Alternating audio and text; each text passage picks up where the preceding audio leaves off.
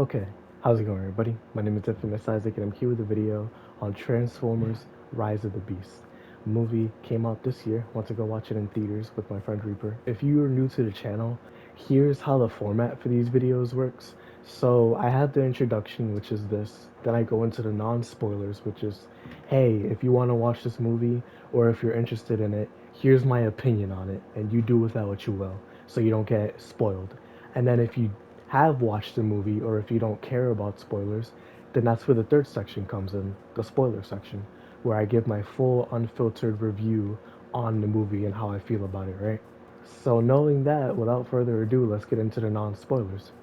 So this movie, it's continuing off of other movies, right? So if you haven't watched Transformers, there is a little bit of context that you won't have, but to me, it's context that isn't crucial enough to ruin the movie if you don't know it. And for me, I never watched any of the Transformers movies. I know about Transformers, but I never watched them, right? So going into this, it was basically blind. But I didn't ruin the experience for me at all. This movie was a 7 to a 7.5 out of 10. The action was really enjoyable. The characters were fun and interesting. The CGI was amazing. The soundtrack was pretty cool because it pulled on some pretty important tracks. And I can't go into them until I get into the spoilers, but you'll see why. The story was alright. It was serviceable. I feel like it really took a back seat for action that it was setting up for, you know? But there was also some really nice family moments and morals, you know? Some life lessons that they're pretty corny and hammed in, but at the same time, they kind of got me a little emotional, I'll be honest. So I I give it some leeway because of that. But from what I've been hearing, people don't like this movie. You know, me and Reaper were talking about it. Apparently, people think that it's mid or it's just bad, but I think it's perfectly fine. I think it's a fun, enjoyable watch. It's just an enjoyable watch if you're here to have a good time, and that's definitely what I was here for. You know, I had no investment in the movie versions of these characters, and then I left super invested in the movie version of these characters, and it was just so much there. You know, not in terms of story, but just cool moments. And I feel like that's definitely what Transformers and action movies are about. Just cool things. It's definitely a 7 to a 7.5 out of 10. Would I recommend it to everybody? No. But I would recommend it if you like action, if you like fun. So do with that what you will.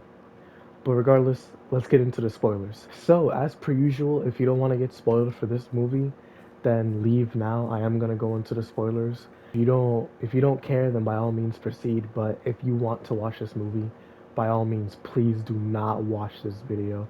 Watch it when you come back if you want to, because my video will still be here as long as my channel exists. So this movie starts off with us being introduced to the Maximals, who are kind of like Autobots, but instead of cars, they're animals, and they're defending this little device, right? This relic that's basically going to be used to open up portals to other universes and all that. And Unicron, who is a crazy evil, comes to the Maximal planet and he's like, "Yo, I'm here for the relic."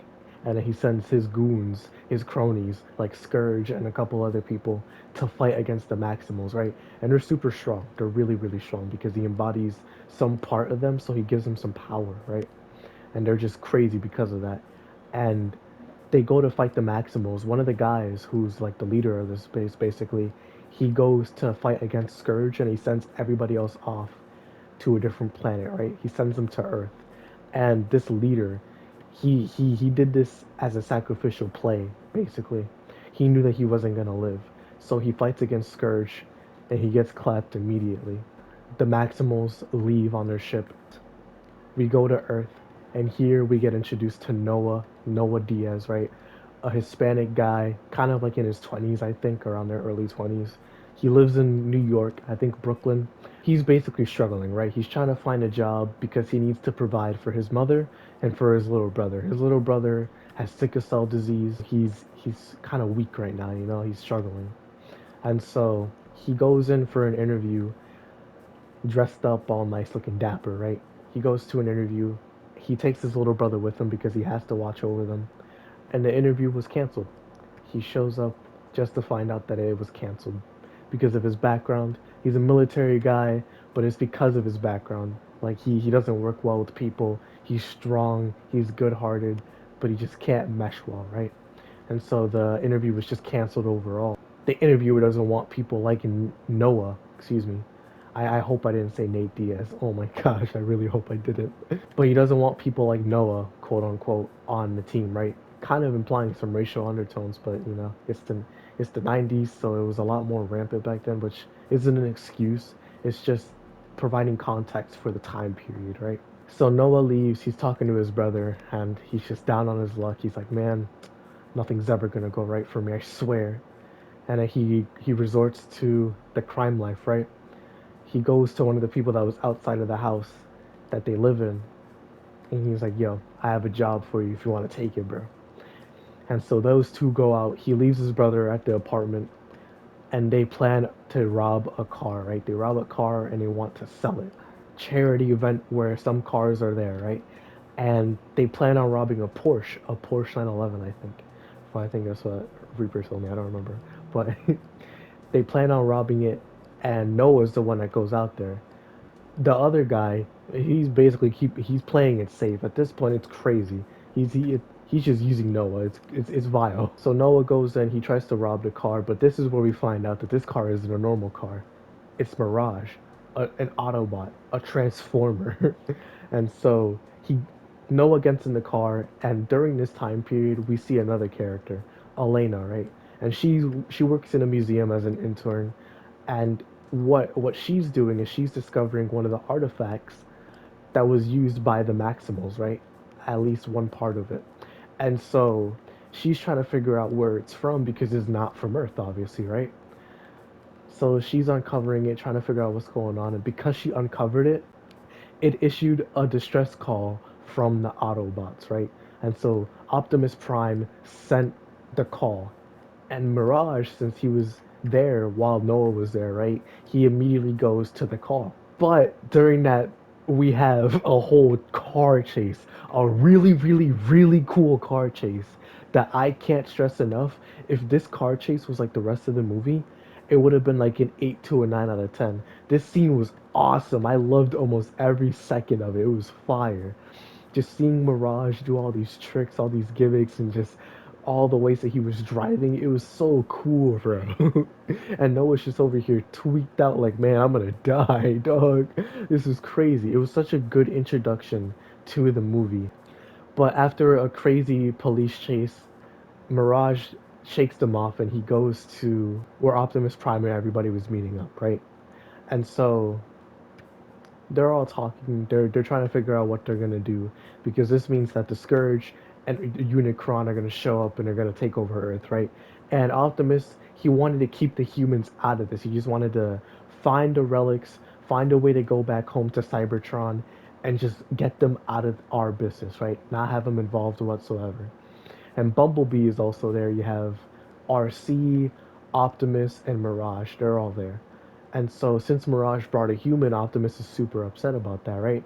Bumblebee's defending that because he's seen humans, and if you've seen the Bumblebee movie, which I haven't, you know about that, right? But Mirage comes up with a plan basically like, hey, the relic is over at a museum. Why don't we have Noah here help us out, right? He's small, he can fit into the museum better, stealthily do all this stuff, blah, blah, blah, blah, right? Basically putting up a case for him. Because Mirage likes Noah a lot because of the car chase that they went on. He's a super amicable guy and they're enjoying themselves, right? And so Optimus doesn't like the plan, but they all go for it because it's a lead, it's a start. And so they go to the museum where Elena's at because she has the relic. And so Noah goes into the building. He finds Elena, and she's pretty scummy. Like I'm not gonna lie, she's pretty scummy. Multiple times when Noah was there, she tried to just like leave him behind and all that stuff. And you'll see why in a second. But he just basically talking to her like, "Yo, there's giant robots outside that want this relic so they can get back home. Please give it to me. Please. I also need the money." And Elena's just like, no, dog. No, dog. And so she runs away. But before she can get far, Scourge shows up. and he blows up the building because the security guard showed up and he just gets eviscerated. By the way, if you're not a main character, you're going to get cooked by the Autobots, bro. Mirage killed a bunch of people, Scourge killed a bunch of people. It is evil, genuinely evil. But regardless, now they're running because Surge sent one of his pets towards the two of them. It's this crazy, like, Jurassic Park type of chase scene. They manage to get to the exit of it, and they're outside with the Autobots. All this stuff is going on. Optimus Prime and everybody is getting cooked. Bumblebee gets eviscerated by Scourge, and he's dead. They can revive him, but the only problem is doing that. So for the rest of the movie, it's stopping Scourge from getting the relics and reviving Bumblebee and getting back home to Cybertron. So after the Scourge leaves, he takes the relic because they got cooked, like they couldn't do anything. So Elena, Noah, Bumblebee's lifeless body, got rest his soul. You have Optimus Prime, Mirage, RC, and now Air Razor, right? Because she's one of the Maximals. So she showed up because of the distress call that was issued by Optimus and because of the beam that came out of the relic when Elena used it, right? Because that was the whole reason Optimus made the distress call. So she shows up and they're just having a talk. Optimus knows who the Maximals are because they're a different race of Autobots. So she's talking to Optimus and she's like, yo, these kids can help us. It's up to them if they want to come, though. They have the leads, but we have to follow them. We have to work together with them. And so Noah's like, yeah, I'm going to do it, you know? If it means protecting the Earth, I have to do it. I have to do it for my family. And Elena's like, yeah, sure. All right. And so they go to a certain airfield and this guy shows up, this giant like World War II bomber, right? And he's old, he's crusty, he has like the British mustache from the 40s. He's he's struggling, but that's the only guy that they have that can help him, right? And he's so big, like I have to stress or specify this. He's so big that Optimus, the rest of the Autobots, Air Razor, and two humans can fit inside of his cargo bay, bro. He's so huge. It's crazy. But Elena and Noah are just talking, basically trying to get her to calm down because she's stressed out about flying for the first time. And Noah's just talking to her, and he's like, yo, I might have to destroy the relic to preserve our home because if they show up and they leave, that means that we're gonna have to deal with the Scourge ourselves, you know, and I don't want that. If we just destroy the relic, then nobody has to leave, nobody can come here. And it's basically a self preservation plan, right? A very selfish plan. But I can see Noah's reasoning for it, right? And Elena's like, she's begrudgingly like, okay, whatever. And so they show up at Peru, and there's this whole parade going on. Apparently, Peru has a place called Santo Domingo as well, so that's pretty cool, like the Dominican Republic. They use the parade as a guise to get into the mines or into the catacombs where the other relic is at, because Elena, using her context clues, pieced out that one of the other relics is in Peru, and lo and behold, she was right. She finds the tomb, and it turns out that the relic isn't there whatsoever. And so she's just like, "Yo, what's going on?" And she sees some scribes on the tomb, and so she writes it down. And then they leave because the Scourge goes after them, and they have this crazy fight in Peru where the Maximals show up and all that. The Scourge has to disengage, and so the Maximals are just there talking to Optimus Prime, and so we have him, Optimus Prime himself, versus Optimus Primal, bro, the legend himself, the GOAT. And so they're talking all this stuff. They're having a good time, and they basically come to the consensus that they have to work together to stop Unicron, right? Because he actually infected Air Razor while they were fighting. Really cool fight, by the way. The action in this movie is so good. Once like he infected her, she just basically she's dying right now, right? And she's not telling anybody because she doesn't want people to be alarmed. Noah and Elena have this talk one more time about him destroying the relic once he gets both of them, right? Elena's just like, listen, you and Optimus Prime are the same thing. Like you two both want to just protect your home, right? But you two are too afraid to trust others to do it. Optimus blames himself, and you are going to blame yourself if you don't do anything. Please, just relax. And so Noah, he's just like, man, that's a lot to think about. So I'm gonna think about it. And next day they wake up. Razor is just tweaking out. And by the way, the reason why they're able to do that to sleep is because the Maximals are entrusting the relic, the other half of the relic, to these people in Peru and like the villages and all that, away from society, and they're just guardians of it, right? They coexist, is all I'm trying to say. Razor is tweaking. She's losing her mind right now, and she basically leads the Scourge to everybody, right? Optimus Primal has to fight Scourge or Air Razor by himself, and he kills her, right? Unfortunately, Scourge got the relic, and Air Razor is dead, and they're going to open the portal for Unicron to show up, right? And everybody's defeated, everybody feels hopeless, but Noah and Optimus Prime come together, they unite, they understand their goals, and Optimus Prime is just basically like, yo, I'll defend your planet with you. Please, just don't let mine go to waste. And they come together, they understand each other, and now they're best buddies. So they unite everybody else, and they're just like, yo, let's go beat this guy up, bro. There's still a chance, right? And so Optimus Primal is just like, yep, there's still a chance. We have to do this, stop this, blah, blah, blah, blah, right? So basically, we have Elena and Noah going in one direction, sneaking from behind to try and stop the altar from summoning Unicron. While on the other hand, you have Optimus Prime and everybody else. Oh, Bumblebee's still out of commission, by the way. He's on a rock that has a bunch of like spark energy.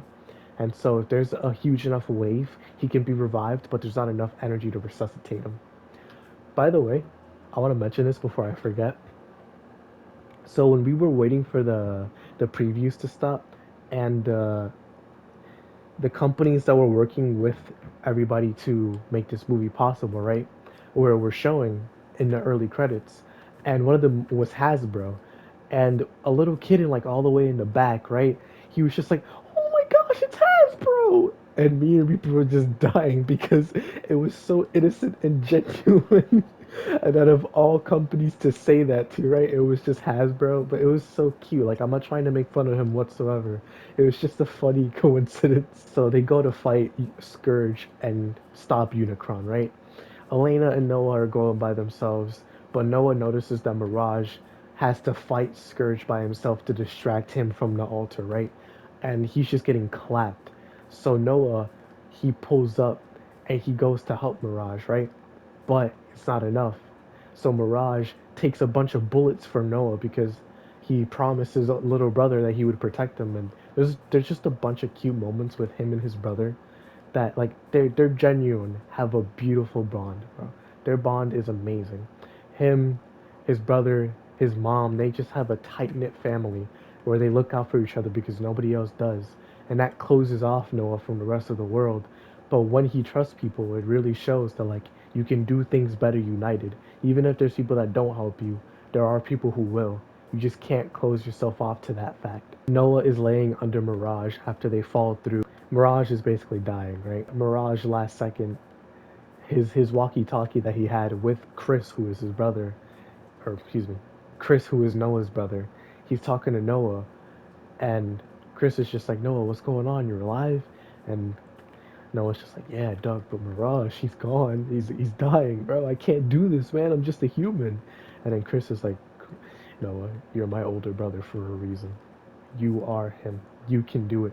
If anybody can do it, you can. You protect me and mom every single day. You are, you can't give up. I never gave up with my disease, so why should you? So get up. And then Noah just gets up. And then Mirage is just like, all right, dog, I got a plan, big dog. Before I die, he turns into Iron Man, bro. He literally forms around Noah and he becomes Iron Man. And it's so stupid. It's so dumb, bro. I can't specify that enough. It is so stupid looking, but I love it. It's so funny. On the other side of it, you have Optimus Prime, Optimus Primal, you have the Maximals, Air Razor is dead, so again, God rest her soul. You have RC and everybody else, right? They're all fighting against all the little gremlins that Scourge has. But they're too late. While Mirage is protecting Noah, they managed to open up the gate, right? And this stuff, like this fight, looks literally like no New York in Avengers 1, bro. It's beef on site. Oh my gosh, it's awesome, bro. But regardless, they're trying their best to fend everybody off, and the portal opening up basically is enough to spark Bumblebee coming back. And while Noah's trying to fend off everybody, and he's trying to protect Elena as well, right? One of Scourge's goons shows up and he tries to kill Noah, but next thing you know, Bumblebee and the airship show up, and now they're just beefing, bro. I forgot to mention, there's another Autobot that showed up. He's in Peru specifically, so there's more than just RC, Optimus Prime, Mirage, Bumblebee. Now there's that guy and the airship as well. So they're all there. But Bumblebee's basically helping out Noah. They're all having this crazy fight. And Optimus Prime himself, bro. Oh my god. Optimus Prime is grade A. A1 smoke blower, bro. That man saw Bumblebee get ripped apart by Scourge, and for the rest of the movie, he wants his lick back no matter what. Even when Bumblebee comes back, he's still looking at Scourge like, dog, I'm gonna beat the ever living out of you, bro. Do not run from me. I am here for you. Why are you ducking the smoke? And it's just like, bro, Optimus Prime is a dog. He's so cool. And I've always thought that Optimus Prime has always just been him for me. But dog, this is different. This is grade A boss right here. But regardless, Optimus Prime and Noah are able to focus on beating up Scourge. So Noah just leaves Optimus to him, and he goes to help Elena, right? But the altar that she was supposed to go to with the relic, it's destroyed. So there's no way for them to stop the ritual now, besides destroying the relic. So Optimus himself, bro, that man pieces up one by one, beats him up so bad, bro. He puts him into the molten lava and rips him apart. He kills Scourge mercilessly. It was so cool. And then he leaves to go and stop the portal from opening up any bigger. He destroys the relic, and that's basically causing like an implosion to happen, right? Everything's getting sucked back into the hole that was open, and everybody's leaving. Bumblebee takes Elena, and Mirage is still on Noah. So he goes to help Optimus Prime. Noah willingly does that, right? And he helps save him, but not fully. He's about to lose grip, and then Optimus Primal, the ape himself, bro, the King Kong, he shows up and he holds on, bro. He saves Optimus Prime and they win, at least for now. And so Noah and Elena are sitting next to each other on the airship back. The Maximals stay in Peru, waiting for the next time that Unicron or any major event happens. They get back to New York. Elena is popular now because she discovered a crazy artifact. And this takes place in the 90s, by the way. I forgot to mention that. This entire movie takes place in the 90s before like the events of the other Transformers movies. At least I think, because I don't know. I don't know if these movies are connected to the other ones. Noah now goes in for another interview, another security detail job, and the interviewer, he just like, so pretty thin rep sheet, right? What's going on with this? And he's like, sorry, man. I got out of a job recently. I don't have much. But I did do one job recently in Peru, or excuse me, in South America. And he's like, really? So how was Peru then? And he's like, I never mentioned Peru. He's like, oh, I know. But you, Elena, are your little friends. I know about them. I know that you were there with them and you guys did a really good job. And then Noah's just playing dumb. It's like, I don't know what you're talking about. And then he's like, listen, just think about it. We've seen everything that happened. You guys did a great service. Just know that your brother, his medical bills, everything, it's taken care of. We got you, all right? This is our way to repay you for saving the world. And if you ever think about it, just know that we're on call and you can work for us whenever you want to, you know? And then he slides him the car, excuse me, his business card. And the card itself shows G.I. Joe on the card. And I'm just over here jaw agape like, dog, What are you talking about? I thought Transformers was its own thing. What are you talking about? And so apparently, G.I. Joe and Transformers are connected, and so now I have to watch the G.I. Joe movies. And so it's just like, wow, okay, cool. But that's the end of it. That's the end of the movie. And let me tell you guys, this movie was fire. This movie was fire. It wasn't great. The story wasn't amazing. The voice acting could definitely be a lot better, especially with like the human characters.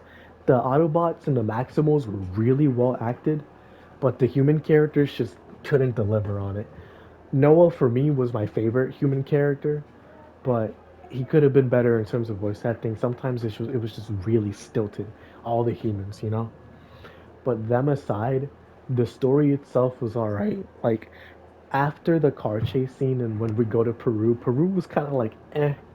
I really only got hyped about it when Scourge showed up and Optimus was just beefing with him once again. And I don't mean like at the end of the movie. I mean like when Scourge infects Air Razor, right? And so for me, the draw to this movie was the action. That's why I stayed. That's why I watched. It was good. The action was really good. The CGI was really good, except for when Noah became Iron Man. That CGI was pretty stinky. But the concept of it itself, I thought was really cool when it became useful, right? When he was just fighting, like it was like, oh shoot, this I like it more and more the more that I saw it. Not the way it looks, but how he was using it and just the way he was able to fight because of it. The soundtrack I thought was really good actually because it pulls from licensed tracks, you know. And the soundtrack doesn't have to be good if it has licensed tracks. It can have original songs like Metro Boomin when he did the Spider Verse songs, you know. No spoilers for that. Don't worry, I'm not gonna mention anything on that if you haven't watched it. But regardless, it doesn't have to be licensed tracks for it to be good. But luckily, this movie did have licensed tracks. As I say, it was the '90s. There's a bunch of '90s rap songs. And I thought that was really cool. Like Nas was in it, Wu Tang Clan, all this stuff, right? I thought that was pretty cool. And overall, as a movie, I thought it was fun and it was enjoyable. It wasn't a mind blowing experience. I'm not gonna be here like, oh yeah, Transformers: Rise of the Beast, 10 out of 10 movie, best movie of all time, movie of the year, movie of the decade, movie of the century. No, it was a fun movie. That's all I can say about it, literally. But if you want to watch this movie or if you have watched this movie, let me know down below. Like if you are interested in watching it now or how you felt about it because I thought it was good. I don't see why people hate it so much. Like the voice acting I can understand. The CGI sometimes I can understand. But this movie for the most part was just really enjoyable. And I had a fun time. I got a good experience from that watch. And I can say when he mentioned Hasbro, I peeped the vision now. I literally peeped the vision. Hasbro was cooking something, bro. That kid understood. I'm now a Hasbro fan. But regardless, let me know what you all think down below. This movie is a 7 to a 7.5 out of 10. I'll lean more towards 7.5. Not an 8. I feel like it hasn't crossed that threshold yet. While the action was amazing, the story could be better. The acting could be a little better. I'm not gonna fault the actors too much for that. I don't know if it's like voice direction or anything like that, but it it could improve on some things, right? Regardless, thank y'all for watching. I hope y'all enjoy, and I'll see you all in the next video. Peace.